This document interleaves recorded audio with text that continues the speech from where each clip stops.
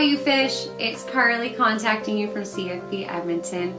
For those who don't know me, I'm the aquatics coordinator overseeing all the programs at the pool. It's been a really hard time having this pool closed and not seeing all of you guys jumping and playing in the water. But that has me thinking that we're going to be moving those activities outside, whether that's boating, going to the beaches, the lakes, backyard pools, and there's a few things I think we need to talk about.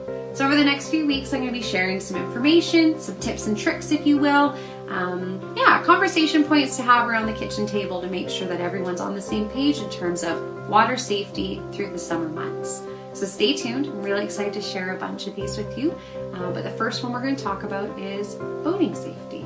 There's 5 key points that I want to bring to your attention and maybe get us thinking a little bit more in terms of whether or not we're doing these practices when we go boating, and if we feel comfortable educating others if we see room for improvement when we do go boating. The first thing to ensure is that the boat is ready to rock and roll. So ensuring we have all the equipment on board prior to setting sail. Of these equipment pieces, those include life jackets or PFDs, ensuring that everyone who will be on the boat has one that fits properly and is accessible. All of our safety equipment, recognizing the need for perhaps a flashlight, a flare gun, a whistle or a horn, extra food and water and warm clothes in case we find ourselves in the boat longer than we had expected. And then 2, we want to ensure that we have paddles and oars and a flotation attached to a rope or line. Okay? The second point is ensuring that we inform someone, 1, where we are going, and 2, when we will be back.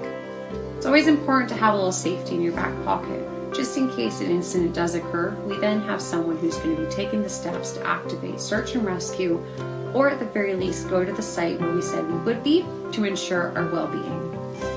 The third point is checking the forecast before you decide to set sail.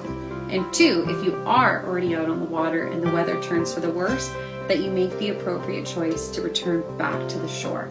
No one likes boating in bad weather, and ensuring that your safety comes first, it should always be your first priority.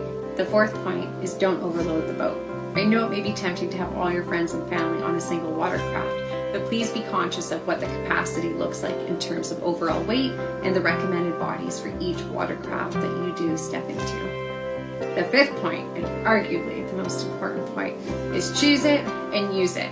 For all you little swimmers out there who have taken swimming lessons, you know that a life jacket is very important, especially when we're in an open water setting. Even more importantly, you know what fits and what doesn't fit.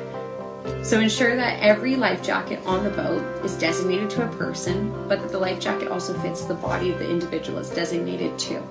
Everyone must have a life jacket accessible at all times and be wearing the life jacket when out on the water.